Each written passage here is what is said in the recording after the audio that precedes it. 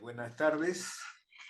Siguiendo con la telecapacitación de los jueves científicos, hoy día 24 de agosto del 2023, tenemos como ponente a la doctora Susan Samalvíez Arana. Es neuróloga pediatra egresada de la Universidad Peruana Cayetano Heredia, con pasantías en neurología pediátrica en el Milhouse Children's Hospital de Estados Unidos y en el The Hospital Children for Sick Children en Canadá y en el Hospital das Clínicas de Brasil y en el Hospital Universitario de La Paz en España, en el Servicio de Especialidades Pediátricas y en el Servicio de Neurología en The Hospital for Sick Children de Canadá. Actualmente es la coordinadora del Comité de Epilepsia del Instituto Nacional de Salud de Niños de San Borja. El tema que va a tratar la doctora Samalvíez es manejo del estado epiléptico. El registro de asistencia se dará mediante un link que se encontrará en la ventana del chat. Doctora Susan Samalvíez, buenas tardes, bienvenida. Usted puede continuar. Muchas gracias, doctor Mesa. Bueno, voy a hablar hoy día de un tema súper interesante y de hecho muy importante porque es uno de los temas más frecuentes, de los casos más frecuentes que tenemos en emergencia en pediatría, ¿no? Que es estado epiléptico. Entonces, para esto tenemos que tener, antes de hablar ya del manejo, algunos conocimientos previos. Y para hablar de estado epiléptico, tenemos que saber qué cosa es una crisis epiléptica, ¿no es cierto? Y ya desde el 2005 se definía por la Liga Internacional contra la Epilepsia, que no es más que la ILAE, que son las siglas en inglés de esta Liga Internacional contra la Epilepsia, que es el ente, digamos, internacional que establece todas estas definiciones internacionales de estado epiléptico, de epilepsia, de crisis epiléptica y de la clasificación de epilepsia y de crisis epiléptica. Bueno, entonces Fisher y colaboradores definen que una crisis epiléptica es la ocurrencia transitoria de signos y síntomas debido a una actividad neuronal excesiva hipersincrónica en una área determinada del cerebro. Entonces, de acuerdo a dónde se encuentre esta actividad excesiva hipersincrónica transitoria del cerebro, va a manifestarse los signos y síntomas respectivos. Es decir, por ejemplo, tenemos acá el área 4 de Brodmann y ahí es donde se presenta esta actividad neuronal hipersincrónica excesiva. Y resulta que tenemos eso a nivel, en este caso, del homúnculo izquierdo. Y entonces vemos que es a nivel medial, digamos, ¿no? La descarga. Y acordándonos de anatomía, tenemos, y de ciencias básicas, tenemos que a nivel medial, en la parte del homúnculo, está la extremidad dibujada, la extremidad inferior.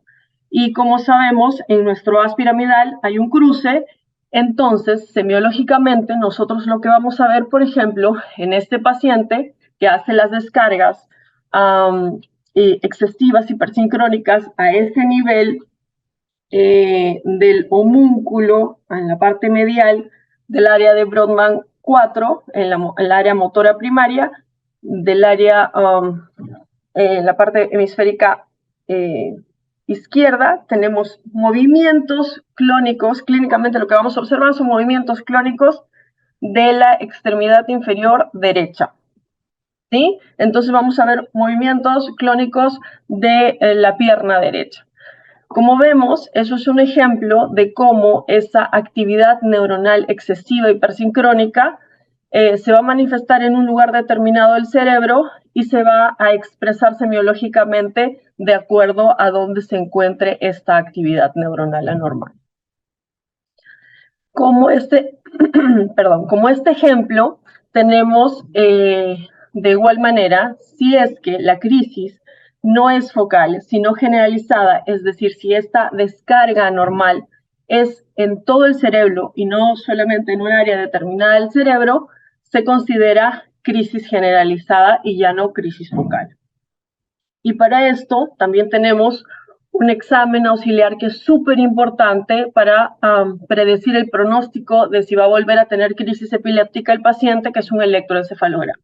Nosotros en la pantalla podemos tener acá, tenemos acá, por ejemplo, un gráfico de un electroencefalograma y acá otro electroencefalograma. Esto, por ejemplo, es un electroencefalograma, bueno, más o menos una caricatura de un electroencefalograma que muestra una parte electroencefalograma. Nos ponemos una serie de electrodos que son electrodos de superficie en la mitad derecha e izquierda del cerebro y vemos como en la parte izquierda hay descargas anormales, ¿no es cierto?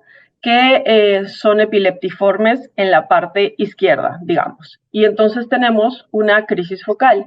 En cambio, si es que las descargas son tanto en hemisferio derecho como izquierdo, tenemos una crisis generalizada. Es lo mismo que semiológicamente, si es que, como vamos a ver después, la crisis epiléptica es prolongada y llega a ser estado epiléptico, pero además es en todo el cuerpo y tenemos, por ejemplo, la típica crisis tónico-clónica generalizada, entonces probablemente si le ponemos electrodos de superficie vamos a tener un electroencefalograma así como este con descargas generalizadas.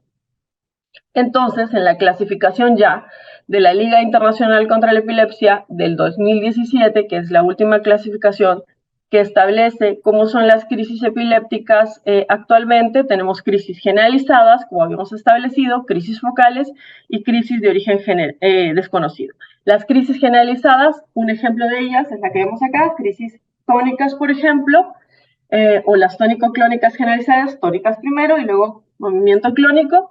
Las crisis focales, que podría ser ese movimiento tónico que habíamos visto o el miembro inferior o el miembro superior, dependiendo del caso en donde esté la descarga normal mencionada, hipersincrónica del cerebro, y crisis, por ejemplo, esta de acá, un movimiento que podría ser de algún lado determinado, de algún área del cuerpo, y la crisis de origen desconocido, ¿no? En donde, por ejemplo, en este electroencefalograma hay tanto artefacto que no se puede determinar específicamente en dónde está el origen de la crisis. Y esta es la clasificación en extenso, solamente para mostrarles que, bueno, desde el 2017, Fisher y colaboradores establece la actual clasificación crisis focales y hay una gran extensión en cuanto a los tipos de las crisis focales, crisis generalizadas, crisis de origen desconocido y las inclasificables.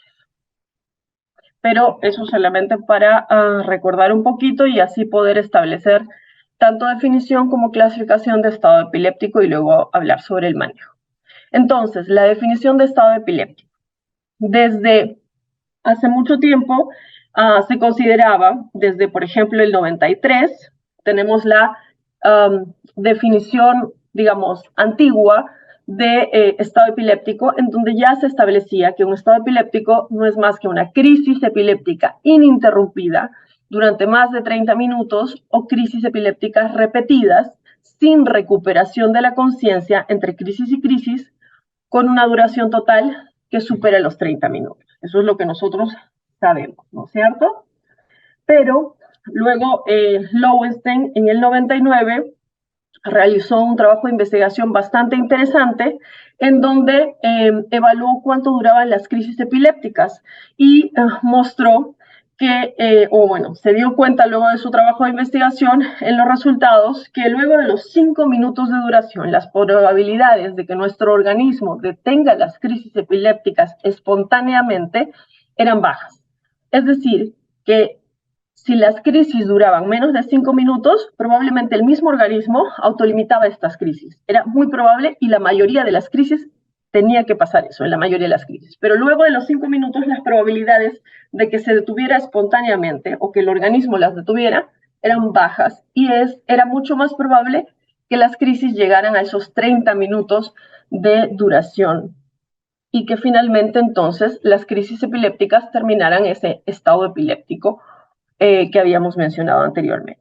Entonces, para manejo o para efectos prácticos, se ya estaba estableciendo Lowenstein esa definición operacional de que si durara más allá de 5 minutos, se debería dar medicación.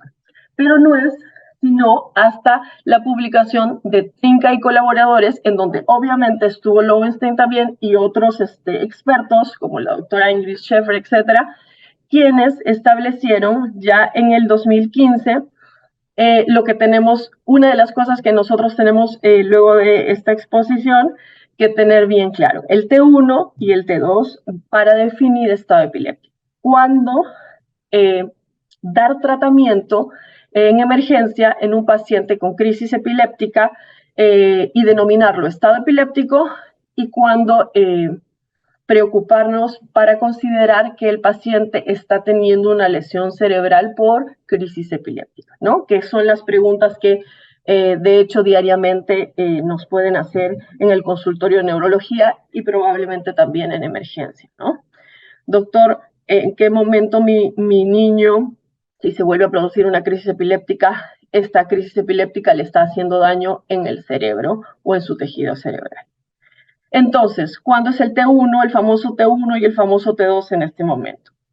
Cuando tenemos, en primer lugar, las crisis tónico-clónicas generalizadas, que son las crisis de lejos más frecuentes, las crisis epidemiológicamente más estudiadas, las que todo el tiempo los papás reportan, las que nosotros conocemos, es decir, las que tienen un momento en donde está una contracción muscular sostenida y luego movimientos clónicos, en donde hay cialorrea, luego relajación de esfínteres, etc.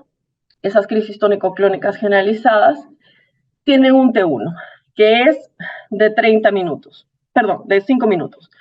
El estado epiléptico es una condición, es lo que dice el paper de Trinca y colaboradores, este de acá, es una condición resultante del fracaso de los mecanismos responsables de la finalización de una crisis epiléptica o el inicio de mecanismos que conducen a una crisis anormal prolongada después de un T1, es decir, después de 5 minutos. Y es un proceso que va a tener consecuencias a largo plazo después de un T2, es decir, consecuencias después de 30 minutos. Todo luego estamos hablando frente a un paciente con crisis tónico-clónica generalizada, ¿no? Yo les estoy comentando por eso 5 minutos, 30 minutos, porque es lo más frecuente, o es la crisis epiléptica más frecuente. Y concluyen, este 2 a los 30 minutos concluyen muerte cerebral, lesión neuronal, alteración de las redes neuronales. Eso es lo que se ha visto en trabajos experimentales en primates, dependiendo del tiempo y la duración de la crisis. Claro, porque ellos, Trinca y colaboradores en este paper, muestran este gráfico. Y esta tabla es la que nos tenemos que llevar también de esta exposición. Tenemos un T1 y T2 diferente para crisis, como vemos acá, tónico-clónicas generalizadas, para crisis focales con alteración del nivel de conciencia y para crisis de ausencia, como podemos ver. Entonces, para crisis tónico-clónicas generalizadas, el estado epiléptico tiene que ser intervenido a los 5 minutos para que, de hecho, como estaba estableciendo ya en el 99 Lowenstein, no llegue a generar lesión neuronal, daño de las neuronas, muerte neuronal, alteración de las redes neuronales, que se sabe esto se va a producir a los 30 minutos. En el caso que tengamos un paciente que no ha tenido o no está teniendo una crisis tónico-clónica generalizada, sino tiene una crisis focal, un movimiento, por ejemplo, solamente de la mano derecha, por ejemplo, por una lesión estructural en solo la mitad del cerebro, entonces el T1 cambia, como podemos observar aquí, y es de 10 minutos. Podemos esperar un poco más, porque lo que se sabe es que la lesión de la cual nos tenemos que preocupar es de la injuria neuronal, la muerte neuronal, la alteración de las redes neuronales se va a dar a los 60 minutos. Entonces, el actuar nuestro, es decir, darle medicación, ya sea por vía nasal, intramuscular, endovenoso si tenemos, vía oral, etcétera, de lo que hablaremos después, puede esperar. Porque probablemente, espontáneamente, la crisis epiléptica ceda, sin necesidad de nosotros intervenir. Y en el caso de crisis de ausencia o estado epiléptico con crisis de tipo ausencia, entonces lo que tenemos que hacer es esperar entre 10 y 15 minutos. No hay mucha información respecto a esto, es decir, tenemos un T1 que va de 10 a 15 minutos, a los 10 minutos, si el paciente solamente está haciendo un parpadeo y se queda, digamos, desconectado, como a veces solemos considerar, entonces podemos detener la crisis porque como vemos en el T2, no se sabe, no hay publicaciones, no hay conocimiento respecto a cuándo es que el paciente va a tener alteración neuronal o muerte neuronal o alteración de las redes neuronales cuando el paciente tenga una crisis de ausencia, porque no suele pasar que el paciente tiene crisis de ausencia que duren más de 1 minuto, 2 minutos, etc. En mi experiencia, por ejemplo, no lo he visto, ¿no?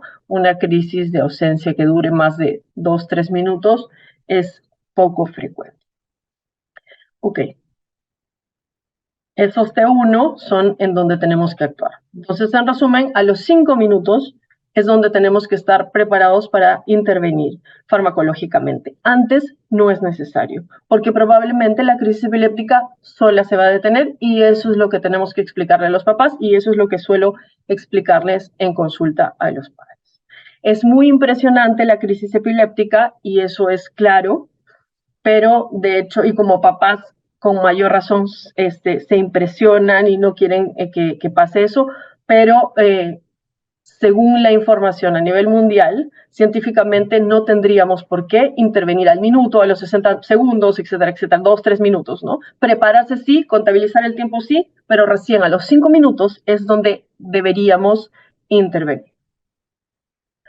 Ahora, la definición de estado epiléptico refractario. El estado epiléptico refractario se considera cuando la crisis epiléptica o el estado epiléptico ya se intentó, ¿no? Una primera, drogas de primera línea, ya sea benzodiazepinas, drogas de segunda línea, ya sea fenitoína, fenobarbital, y si tuviéramos ácido valproico o alguna otra droga de segunda línea, cualquiera que les he mencionado o alguna otra más, no sé, levetiracetam endovenoso, por ejemplo, si tuviéramos, y no ha cedido las crisis. O algunos otros expertos también consideran cuando ya se intentó luego de 30 minutos fármacos, que generalmente es donde ya se intentó benzodiazepinas y algún fármaco más, y el paciente sigue con crisis epilépticas. Estas crisis no se han detenido. Entonces ya estamos frente a un paciente con estado epiléptico refractario. Y finalmente la definición de estado epiléptico superrefractario, solo para, digamos, terminar en cuanto a las definiciones, se considera estado epiléptico superrefractario cuando el estado epiléptico continúa luego de 24 horas de la administración de fármacos y la crisis no se detiene. Los ejes de clasificación para el estado epiléptico que también se publicaron en este paper de Trinca y colaboradores. El eje de clasificación, uno de los ejes es la clasificación, ¿no? Respecto a la semiología de la crisis epiléptica que genera el estado epiléptico. La etiología de esta crisis, el electroencefalograma, en los lugares que se pueden hacer electroencefalograma, y la edad del paciente que tiene el estado epiléptico. Solo para mencionarles, el eje de clasificación habla de un estado epiléptico con síntomas predominantemente motores, y como vemos acá una larga lista de semiología, y los que son estados epilépticos no motores o no convulsivos, ¿no? Y luego tenemos acá, un poquito más resumido, predominantemente motor, focal, bilateral tónico-clónico, mioclónico, tónico, hiperkinético. Y sin predominancia motora o el estado epiléptico no convulsivo, focal generalizado y desconocido. En realidad, el estado epiléptico no convulsivo menos frecuente en niños, pero igual hay que pensarlo y por eso lo coloco. Cuando tenemos a un paciente que es, por ejemplo, un paciente con epilepsia, más aún si es una epilepsia de difícil control, es decir, un paciente o con una encefalopatía epiléptica, entonces, si el paciente tiene historia de epilepsia y es encefalopático, es decir, con alteración del contenido o del nivel de conciencia, y no sabemos cuál es la causa de por qué está con alteración de conciencia, entonces nosotros tenemos que buscar la posibilidad de que podría estar con un estado epiléptico no convulsivo. No vemos la clínica convulsiva, ¿no? Motora, o es muy sutil, de repente solo mioclonías, eh, pero podría estar haciendo electroencefalográficamente un estado epiléptico, ¿no? Y hay criterios, como podemos ver acá, que son un poquito antiguos, pero un experto en electroencefalograma podría determinar. ¿Okay? El otro eje es la etiología. Los estados epilépticos podrían ser criptogénicos o sintomáticos, ¿no? Los más frecuentes, agudos por un infarto, intoxicación, encefalitis, que son cosas frecuentes que nosotros en pediatría vemos en emergencia, por alguna causa remota, luego de un infarto o una postencefalitis, post-trauma, progresivas, que ya son cosas un poco más específicas neurológicas, un tumor cerebral o una enfermedad mioclónica progresiva, una epilepsia mioclónica progresiva como como la enfermedad del Áfora o algún error innato del metabolismo como una aciduria orgánica, etcétera, o un síndrome eléctrico clínico epiléptico como un síndrome de Dravet, etcétera. Y bueno, un eje electroencefalográfico dependiendo de las características del patrón electroencefalográfico. Y el eje por la edad, ¿no? Dependiendo de la edad también se clasifica el estado epiléptico según este paper. La fisiopatología del estado epiléptico. Solo un par de diapositivas. La falla, como estábamos señalando, la falla de los mecanismos normales para limitar esta crisis epiléptica de la que estábamos hablando va a generar, pues, el estado epiléptico. El fracaso va a ocurrir porque hay una excitación excesiva de las neuronas o una inhibición ineficaz. El glutamato, que sabemos que es el mayor aminoácido excitatorio, pues se va a encontrar bastante activado y esta activación excesiva de los receptores va a causar pues una crisis epiléptica que va a llegar al estado epiléptico. Y el ácido gamma-aminobutírico, el GABA, y su alternancia en el metabolismo de la sustancia negra contribuye también a este estado epiléptico. Las complicaciones, de hecho, se van a manifestar sobre todo si es que no se trata a tiempo, ¿no? El aumento es muy significativo en cuanto a la mortalidad neurológica cuando no se instaura rápidamente el tratamiento. Pero me refiero a rápidamente dentro de este T1, T2 que habíamos señalado. Tan pronto como el estado epiléptico se diagnostica, pero digamos, establecido como tal, ¿no? Con un T1 establecido, se debe instaurar el tratamiento adecuado y rápido. Sabemos que el organismo va a compensar en un estado inicial, va a generar taquicardia, hipertensión arterial, aumento del gasto cardíaco, hiperglicemia, aumento del flujo sanguíneo cerebral, acidosis láctica, de repente hiper o normocalcemia, etcétera. Pero luego, en un punto, ya el organismo va a generar alteración de hidroelectrolítica, hemodinámica, como podemos ver, ¿no? Y eso es lo que tenemos que intentar evitar.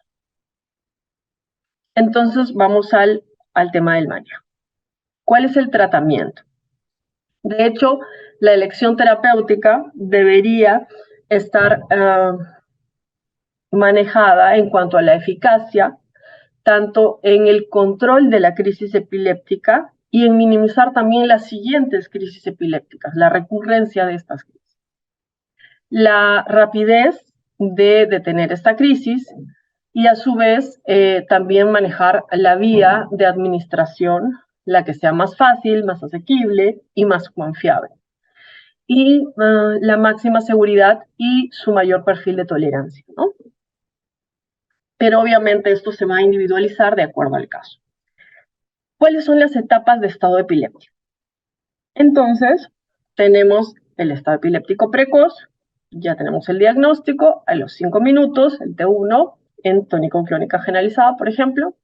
El estado epiléptico establecido a los 30 minutos, un estado epiléptico refractario a los 30 a 60 minutos, y bueno, un estado epiléptico superrefractario a las 24 horas. Entonces, perdón, el estado epiléptico precoz, de 5 a 9 minutos. Podemos utilizar, o bueno, debemos utilizar cualquier benzodiazepina, la que tengamos a la mano o la que menos efectos adversos o contraindicaciones tenga para nuestro paciente, ¿no? Podemos utilizar midazolam, por ejemplo, 0,2 miligramos por kilo intramuscular o 0,3 a 0,5 miligramos por kilo vía oral, intranasal, sublingual, como preferamos, de acuerdo a lo que tengamos en disponibilidad. Puede ser 10 miligramos como máximo, ¿no? Diazepam, 0,2 miligramos por kilo endovenoso o 0,5 miligramos por kilo intrarrectal. Lorazepam, si es que tenemos, se puede utilizar en endovenoso también, 0,1 miligramo por kilo. Y bueno, obviamente ir manejando el tema de la protección de vía aérea, intubar si es que amerita, ver la saturación de oxígeno, la frecuencia cardíaca, presión arterial, temperatura, acceso endovenoso, buscarlo, hacer rápidamente en lo posible un examen médico, examen neurológico, pedir exámenes de sangre, hemograma, glucosa, electrolitos, haga niveles de antiepilépticos, sobre todo, obviamente, bueno, en el caso de los antiepilépticos, si es que el paciente es un paciente con epilepsia, ¿no? Luego, el estado epiléptico establecido a los 30 minutos. Entonces, a los 10 minutos, nosotros, si el paciente no mejora, entre los 5 minutos damos chance y podemos volver a intentar una segunda dosis de benzodiazepina. Hasta los 10 minutos podemos hasta esperar. Luego de la segunda dosis de benzodiazepina, si el paciente no mejora, entonces ya tenemos que pensar en otro fármaco, un fármaco de segunda línea, ¿no? Que puede ser fenitoína. En la mayoría de los casos se utiliza fenitoína. 20 miligramos por kilo en endovenoso, podría sugerir, sin exceder una velocidad de infusión de 1 miligramo por kilo minuto. Es decir, más o menos 50 miligramos minuto, con un monitor cardíaco, evaluar frecuencia cardíaca, presión arterial, y se puede repetir 10 miligramos por kilo otro vuelo, ¿no?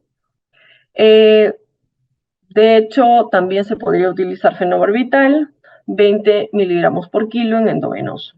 No pasar de, bueno, eso se puede pasar en 5 minutos, el fenobarbital, y no exceder de una velocidad de 2 miligramos por kilo por minuto. Hay otras alternativas, como habíamos señalado, el ácido valproico, también hay en endovenoso en nuestro país. En algún momento, por ejemplo, nosotros en el hospital hemos utilizado endovenoso, a veces cuando nos lo regalan también lo utilizamos. En este momento no contamos con endovenoso, pero se podría utilizar sin problema, 20, 40 miligramos por kilo. El levetiracetam en endovenoso, también en el país se cuenta con levetiracetam en endovenoso. 60 miligramos por kilo podemos utilizar. De hecho, si persisten las crisis, tenemos que evaluar la posibilidad de trasladarlo a unidad de cuidados intensivos. Si se den las crisis, hay que considerar igual un monitoreo electroencefalográfico continuo para ver crisis subclínicas, que es lo que estábamos señalando antes, esa posibilidad. Estabilizar, una vez que está estable el paciente, tendríamos que buscar causas de la crisis epiléptica, ¿no? Una neuroimagen, una punción lumbar, dependiendo del caso. Y de hecho, si el paciente es menor de 2 años, tendríamos que, y sigue las crisis epilépticas, tenemos que considerar piridoxina 100 miligramos en endovenoso. Eso está en los protocolos en pacientes pediátricos. Por ejemplo, es una publicación bastante interesante en donde, publicada en el New England Journal of Medicine, en donde comparan para el estado epiléptico levetiracetam en endovenoso, fosfenitoína, que es un equivalente de la fenitoína, que utilizada en Norteamérica, en Europa bastante, y ácido valproico. Como vemos, finalmente, este es uno de los primeros trabajos que concluyó que no había diferencia significativa entre el uso de estos 3 fármacos para el cese de crisis epilépticas en estado epiléptico, ni tampoco diferencia significativa en cuanto a la seguridad, es decir, los efectos adversos. Podemos usar, como siempre hemos usado, fenitoína o ácido valproico o levetiracetam, dependiendo del caso. Porque luego cuando estaba salió el levetiracetam o el ácido valproico, estaba muy de moda, entonces algunos, no solo expertos, sino en general, hay que usar ácido valproico o hay que usar levetiracetam. En realidad podemos usar cualquier fármaco, la efectividad es la misma, los efectos adversos, dependiendo del caso, obviamente se van a presentar. Si hay arritmias, fenitoína no es de elección y podríamos emplear levetiracetam, ¿no? Pero si no tenemos de otra, monitorizar con un monitor cardíaco y ya está. Entonces, es cuestión de acomodarse a la situación, ¿no? Pero ya sabemos que podemos utilizar sin ningún problema la fenitoína. En lo agudo, para el estado epiléptico, va súper bien la fenitoína en cuanto a efectividad, que es un fármaco súper antiguo, pero lo podemos emplear y es súper eficiente, ¿no? Okay. En cuanto al estado epiléptico refractario, de hecho, cuando el paciente ya se intentó benzodiazepinas, ya se intentó algún otro fármaco de segunda línea, como los señalados, fenitoína, fenobarbital, ácido valproico, levetiracetam, cualquiera de ellos, no necesariamente todos, cualquiera de ellos, y no mejoró el paciente, no se detuvo la crisis epiléptica, podemos pasar ya a midazolam en infusión. Una dosis de carga de 0,1 a 0,2 miligramos por kilo, seguido de una infusión continua de 0,1 a 0,4 miligramos por kilo por hora. Iniciar con 1 a 2 microgramos por kilo minuto, titulando cada 15 minutos hasta controlar las crisis con un electroencefalograma, también es lo ideal. Y la duración habitual es entre 12 y 48 horas. Evitar esto sí en pacientes con problemas renales, o problemas hepáticos, o miastenia gravis o porfiria, ¿no? Hay otras opciones como tiopental, como pentobarbital, como propofol, como ketamina, ¿no? Y ya esto es un manejo de unidad de cuidados intensivos. De hecho, bueno, esto es para señalarles que, por ejemplo, en esta revisión de las benzodiazepinas para estado epiléptico convulsivo en niños en crisis tónico-clónicas generalizadas, concluyó, sí es verdad que esta revisión es un poquito antigua, es del 2018, pero no ha variado de manera sustancial hasta la actualidad. Se concluye que las benzodiazepinas se pueden utilizar cualquiera. Bueno, esta revisión del Cochrane concluye que el riesgo de efectos adversos de depresión respiratoria, por ejemplo, del diazepam intrarrectal es muy bajo. Por otro lado, el lorazepam y el diazepam en endovenoso tiene tasas muy similares para el cese de crisis con el diazepam rectal. También, aunque el lorazepam y el diazepam en endovenoso dieron lugar a un cese más rápido de crisis epilépticas, el tiempo que toma colocar el acceso endovenoso puede también afectar a este tiempo. Por otro lado, habla de que a falta de una vía o de un acceso endovenoso, se puede utilizar midazolam en vía oral o diazepam intrarrectal, que también son tratamiento de primera línea. Y no existe evidencia para apoyar la administración de midazolam o lorazepam intranasal como alternativas para el midazolam vía oral o para el diazepam intrarrectal. Entonces, podemos utilizar, como vemos, lo que usamos actualmente, midazolam vía oral, diazepam intrarrectal, que ya se usaba también hace bastantes años, ¿no? El tratamiento de primera línea, desde siempre, ahora benzodiazepinas. Siguen siendo el tratamiento de primera línea para estado epiléptico, ya que son rápidos para controlar las crisis epilépticas. Las 3 benzodiazepinas más utilizadas, diazepam, lorazepam, midazolam. El diazepam tiene alta solubilidad en lípidos y esto permite que sea altamente eficaz para detener crisis epilépticas que llegan a estar epilépticas. El efecto sobre las crisis epilépticas puede ser observado muy rápidamente, entre 10-20 segundos, luego colocada por vía endovenosa. El líquido cefalorraquídeo, las concentraciones alcanzan la mitad del valor máximo a los 3 minutos, súper rápido, pero también esto va a generar que a los 20 minutos muchas veces ya no tenga efecto, ¿no? Está asociado en algunas oportunidades a depresión respiratoria. El lorazepam sublingual, en el estudio de Malú,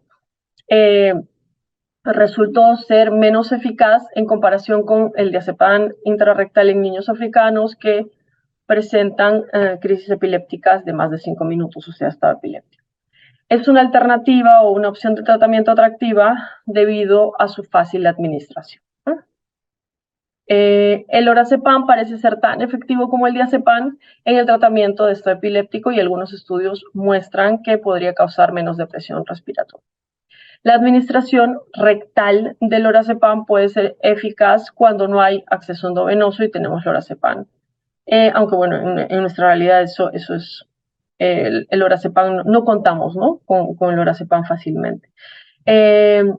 Otra alternativa eficaz del lorazepam también es intranasal y sublingual. El tiempo, en el caso del lorazepam, para saber, de hecho, la duración es mucho mayor en cuanto a si comparamos con las demás benzodiazepinas, es de 4 a 6 horas y en pacientes recién nacidos es mucho mayor todavía. El midazolam, que sí es bastante utilizado por nosotros, sabemos que es bastante eficaz, a menudo dura más o menos 1 minuto en ejercer su acción, pero tiene un tiempo de vida media corta. Además, bueno, lo excelente del midazolam se ha probado y comprobado que es bastante útil en todas las vías de administración, ¿no? Endovenoso, intramuscular, nasal, vía oral. Se asocia con un mínimo de efectos secundarios cardiovasculares. El midazolam vía oral es tan efectivo como el diazepam intrarrectal y es una publicación del 2005 en Lancet. Ahora, los de segunda línea. La fenitoína es un fármaco de acción prolongada, bastante antiguo, que todos conocemos. Su principal ventaja es prevenir la recurrencia de crisis. Es decir, nosotros detenemos la crisis con una benzodiazepina, pero luego tenemos que dar un medicamento para prevenir la crisis que viene, ¿no? Porque no sabemos por qué presentó esa crisis el paciente. A no ser que sepamos que no va a venir otra crisis, tenemos que detener la recurrencia de crisis y para eso está la fenitoína. Entonces, luego de la benzodiazepina viene la fenitoína y eso tiene que pasar una vez diagnosticado el estado epiléptico. Tiene como efectos secundarios hipotensión, arritmias cardíacas. Por lo tanto, la frecuencia cardíaca y presión arterial tienen que ser monitorizadas. Sin embargo, debido a su acción, o su tiempo de acción, perdón, debe ser que puede ser retrasado entre 10 a 20 minutos, obviamente debe ser precedido de benzodiazepinas. Se minimizan las complicaciones con una velocidad de infusión que no supere los 50 miligramos por minuto. La fenitoína no debe ser infundida junto con un líquido que no contenga dextrosa endovenosa, ya que puede formar precipitados, y además tenemos riesgo de un dolor local y lesiones, incluyendo trombosis venosa y síndrome del guante morado, como podemos ver en la fotografía, bastante impresionante, si es que no colocamos adecuadamente la vía. En cuanto al, bueno, es un barbitúrico comúnmente utilizado, es un fármaco antiepiléptico de acción muy prolongada. Los efectos secundarios incluyen sedación, depresión respiratoria. De repente por eso se utiliza después de la fenitoína, ¿no? La intubación endotraqueal y ventilación mecánica puede ser necesaria, ojo con eso, y el riesgo de sedación prolongada es bastante mayor, porque su vida su vida media es de 87 a 100 horas más o menos.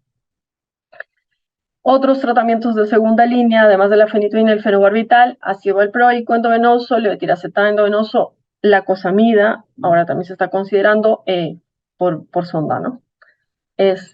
Sobre todo para este epiléptico focal. El ácido valproico, en algunas series de casos y ensayos clínicos, se muestra bastante eficaz. Por ejemplo, un estudio autorizado con 40 pacientes con estado epiléptico refractario, detuvo las crisis más rápidas que la infusión con diazepam, con un tiempo medio de 5 frente a 17 minutos y ninguno requirió ventilación mecánica o hizo hipotensión. Uno de los efectos adversos importantes que tenemos que tomar en cuenta con el ácido valproico es la hepatotoxicidad o la transaminasemia. Pero bueno, 2 metaanálisis encontraron que es eficaz para controlar las crisis epilépticas prolongadas y se puede administrar rápidamente por vía endovenosa y ha mostrado ser fácil para el uso y es bien tolerado. Entonces, tomar en cuenta esos datos. El levetiracetam está disponible en formulación endovenosa ya en nuestro país. Hay ya numerosos datos publicados en niños con estado epiléptico. Una revisión de 11 pacientes que recibieron levetiracetam para estado epiléptico refractario concluyó que es claramente beneficioso en 5 de ellos, o fue claramente beneficioso en 5 de sus pacientes. El perfil de seguridad del levetiracetam es bastante ventajoso porque de hecho los efectos adversos son bastante bajos. Un metaanálisis se encontró que el levetiracetam es tan efectivo como el ácido valproico y la fenitoína. Pues salió este trabajo de investigación que señalé del New England Journal of Medicine y algunos más después. Y bueno, este metaanálisis recogió toda esta información. El levetiracetam entonces es una droga eficaz, bien tolerada, con un amplio espectro de eficacia casi para todos los tipos de crisis epilépticas. Entonces, de hecho, es un medicamento que gusta mucho en general a los neurólogos, a los neurólogos pediatras, en general a los pediatras creo también. Entonces, creo que podemos utilizarlo también para estado epiléptico cuando contamos con este medicamento, ¿no? Para recién nacidos también, de hecho que sí. Tiene un bajo potencial también de interacciones debido al metabolismo hepático mínimo y la baja unión a proteínas plasmáticas. La lacosamida, para mencionarles que es un medicamento ya aprobado para pacientes pediátricos por la FDA, para crisis de inicio parcial como monoterapia y terapia adjunta. Hay un trabajo de investigación, bueno, hay varios, pero señalar que, por ejemplo, con 11 niños con estado epiléptico refractario y lacosamida, fue bastante eficaz para detener crisis en un 45% de los pacientes, por ejemplo, detuvo crisis sin efectos adversos serios. Es efectiva entonces y es bien tolerada en estado epiléptico refractario. El propofol, que también a veces se utiliza, ya para este epiléptico refractario, es un anestésico endovenoso con un inicio rápido y de corta duración. Su uso para el tratamiento de estado epiléptico ha sido reportado en varios estudios pequeños en adultos y en niños. Los efectos secundarios: hipotensión, apnea, bradicardia, edema pulmonar e hipertrigliceridemia, pero pueden ocurrir tras el uso prolongado, ¿no? Si son usos cortos, en realidad no causa tantos efectos adversos.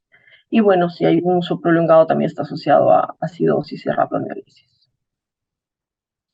Esto es una tablita con ejemplos de qué se puede utilizar para estado epiléptico refractario y suprarrefractario, solamente para señalar, porque de hecho no es algo que manejemos del día a día.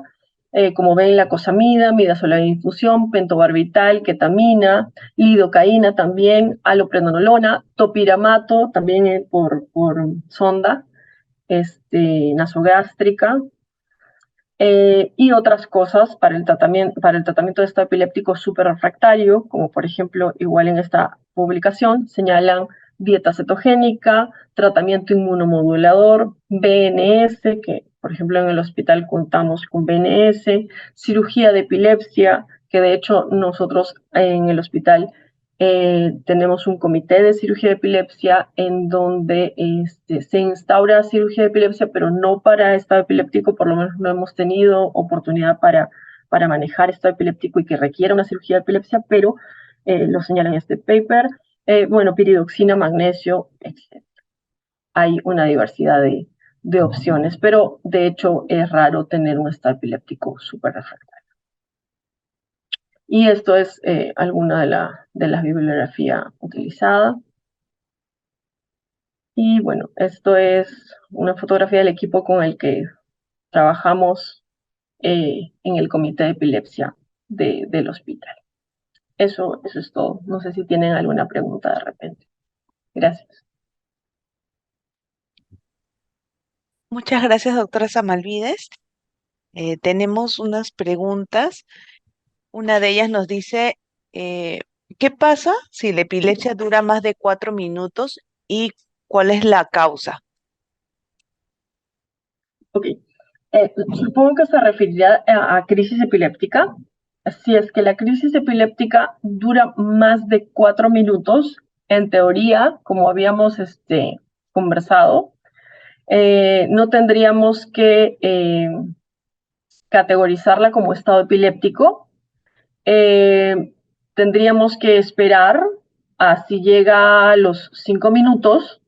En mi experiencia, probablemente sería cuestión de tiempo y llegaría a los 5 minutos y tendríamos que catalogarla ya como estado epiléptico y detener la crisis como corresponde a un T1 con fármacos, ¿no?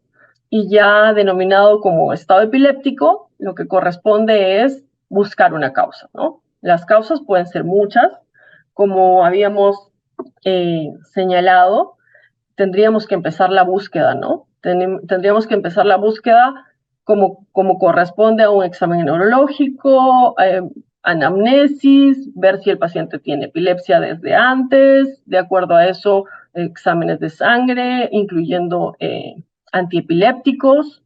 Generalmente los pacientes que tienen estado epiléptico no suelen debutar como estado epiléptico, ¿no? Entonces suele pasar que ya tienen un diagnóstico de epilepsia. Pero va a depender, ¿no? Tendríamos muchísimo por hablar respecto a las causas de un estado epiléptico. De repente tendría que hacerme una repregunta la doctora que preguntó eso, para poder darle un poquito más de detalle. Nos dice, ¿qué podría causar neurológicamente? Ujú. Ok. Se refiere a de repente una lesión neuronal de la que estábamos conversando.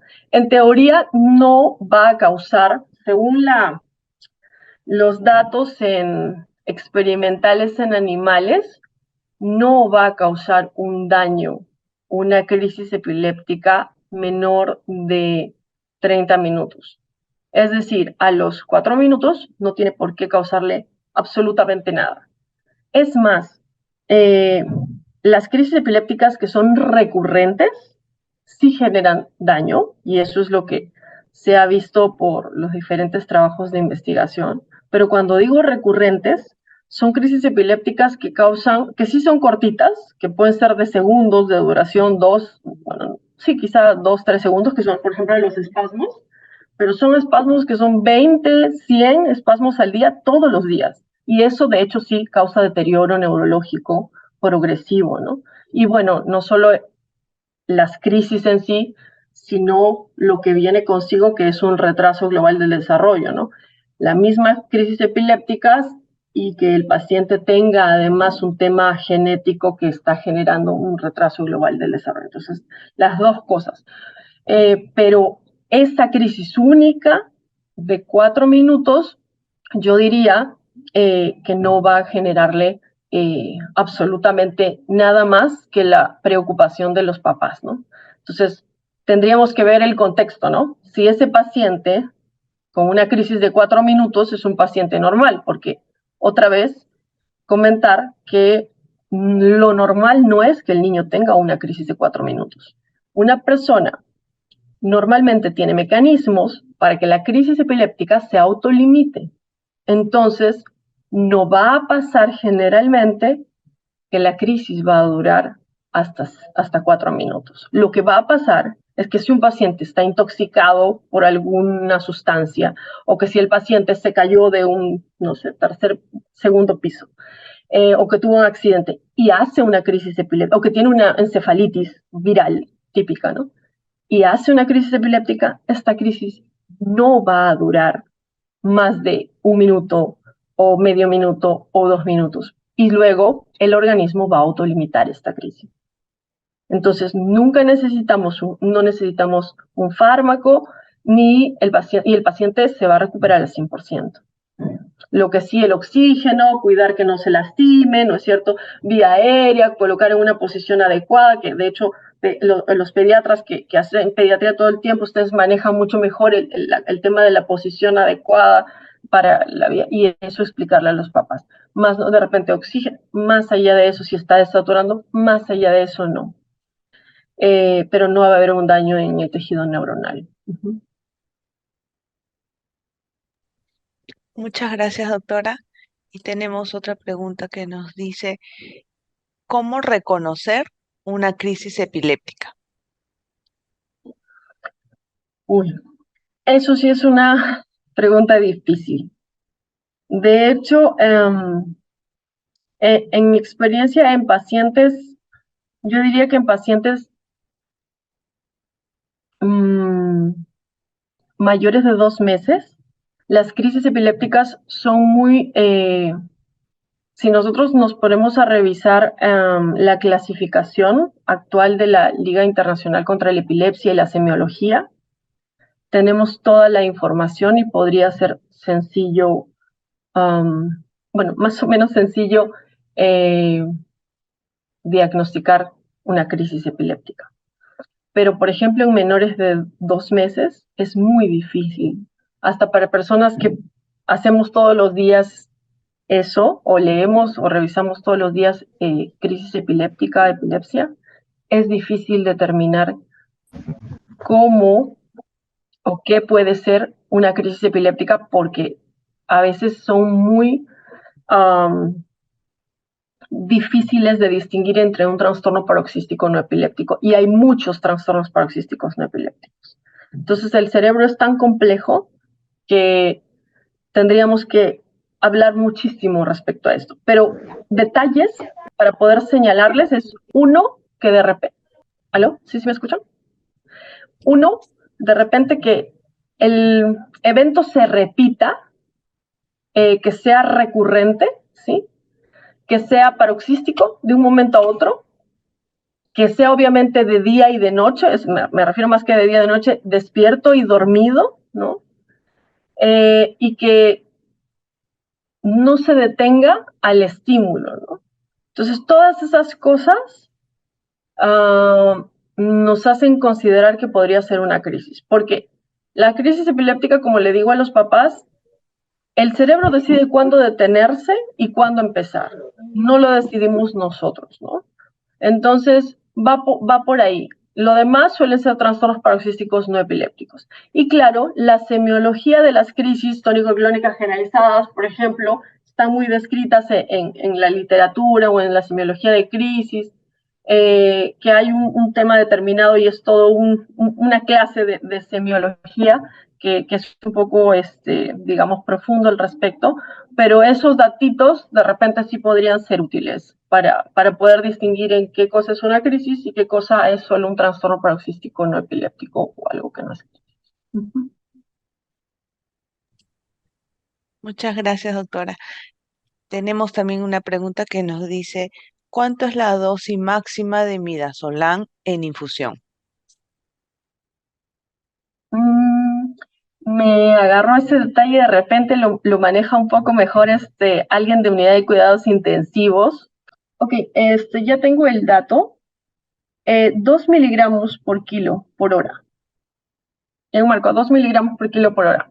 Debe ser alguien que maneja un poco en unidad de cuidados intensivos. Yo no tengo ese dato porque en realidad no manejamos todo el tiempo epilepsia, perdón, estado epiléptico refractario, ¿no? Pero bueno, ahí está. eh, Consejos en general, bueno, de la ponencia, creo que es importante quedarnos con el T1 y el T2, sobre todo para crisis tónico-clónica generalizada de lejos, es decir, 5 minutos y 30 minutos, explicarles a los papás el por qué, para que no se asusten, porque muchos de los papás me dicen, doctora, o sea que no hago nada con mi hijo la próxima vez que haga crisis. No, sí, cuente el tiempo, asegúrese que haya oxígeno ahí, ¿no? Y le muestro ahí un poquito de la maniobra para que se asegure de que haya este flujo aéreo, ponerlo en un ambiente blando, si es que si se puede lastimar, digamos, ¿no? Eh, y después de eso, obviamente, si es que es un paciente con epilepsia, cuidar que tome su medicación, que duerma adecuadamente, cuidar un poquito más de lo habitual si es que está con alguna infección, porque eso va a descompensarlo. Y de hecho, manejar las drogas de primera línea y de segunda línea adecuadamente. Conocerlo, ¿no? El tema de las benzodiazepinas o alguna benzodiazepina, ustedes elijan, saberlo de memoria, no sé, midazolam, por ejemplo, que es creo que lo que más tenemos a mano, eh, y alguna como la fenitoína o el fenobarbital, quizá la fenitoína que tiene menos efectos adversos en cuanto a depresión del sistema nervioso central, ¿no? Eso. Muchas gracias, doctora Susan Samalvides. La Oficina de Docencia e Investigación agradece su gentil participación como ponente el día de hoy con este tema tan interesante y también por habernos compartido su experiencia profesional. Además, también agradecemos a los participantes y los esperamos el próximo jueves con otra telecapacitación. Muy buenas tardes, doctora, y muchas gracias. Gracias también, muchas gracias por la invitación.